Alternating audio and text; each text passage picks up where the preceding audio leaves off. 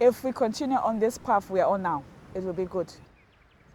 I think we are more than maybe 2,000 young Liberians that are employed. Imagine getting 2,000 more people on board. What will they do for our country? Oh, where do I start?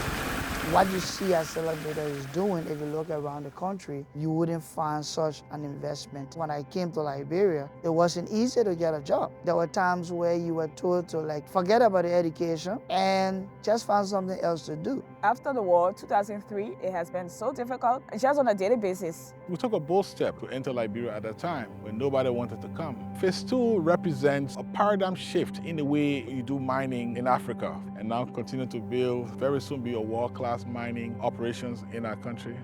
I think it's amazing and I'm happy to be part of it. During the Ebola crisis in 2014, we stayed here. A lot of other companies and contractors left. We supported the government with the fight against the Ebola crisis. After that, we had a period of low iron ore prices where we maintained production, even running a loss. COVID period came along, we stayed.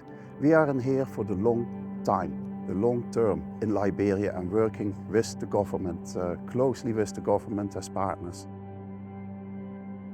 ArcelorMittal Liberia is the largest contributor to the national budget. Over the last 4 to 5 years, ArcelorMittal Liberia has been the largest taxpayer in Liberia. I'm a Liberian. I am an indigenous Liberian. My name is Dobo. Phase 2 project is an interesting topic that I love personally as a Liberian. Phase 2 promises to bring Liberia on the map. When Phase 2 is in full production, the 15 million ton concentrate, we will be the second largest producer of concentrate in Africa, and job security and security to the country. So Phase 2 brings solution to Liberia as a country.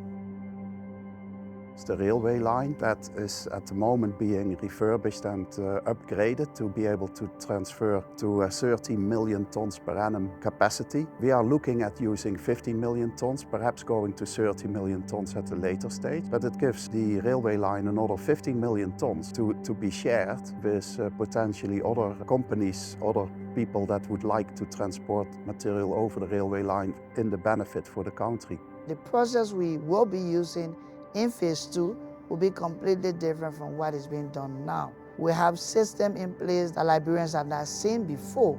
There'll be upskilling of Liberians to be able to use those pieces of equipment, and you are going to elevate that from 1,000 to 5,400 tons per hour. That's a massive jump. We are looking forward to a positive future. The concentrator is meant to clean our iron ore, and there are a lot of people that will be employed there. In there, you get over thousands of people working there. And those people, they're from Liberia. And those people, they have family at the back. So one person, you work here and you have like 10 person that you're sponsoring. Just start checking how many person that will benefit from that concentrator. It's the first time that we have a concentrator like this, which need to be operated, which need to be maintained. We spending, and we have to spend a lot of time, effort, resources on training. A vocational training center established in Yekepa, which is one of our pockets of excellence really, where we train up people like electricians, mechanics, all kinds of trades to a level which is internationally recognized. We focus on the community interests, things that benefit the entire community instead of individuals. So that includes social economic development in their communities. So ArcelorMittal is the largest investor a contributor to social development in our communities. Annually, we pay $3 million. That's helped to make a great impact in our communities. For example, you got schools constructed, clinics, playgrounds, and all of that. And so it has helped a whole lot. ArcelorMittal, great benefit. You know, the benefit our children are going to school, very useful in the community. Like we used to get Yekepa, like we used to get Senegal. Very important, because if our produce cannot go to the market, our children will not be in class.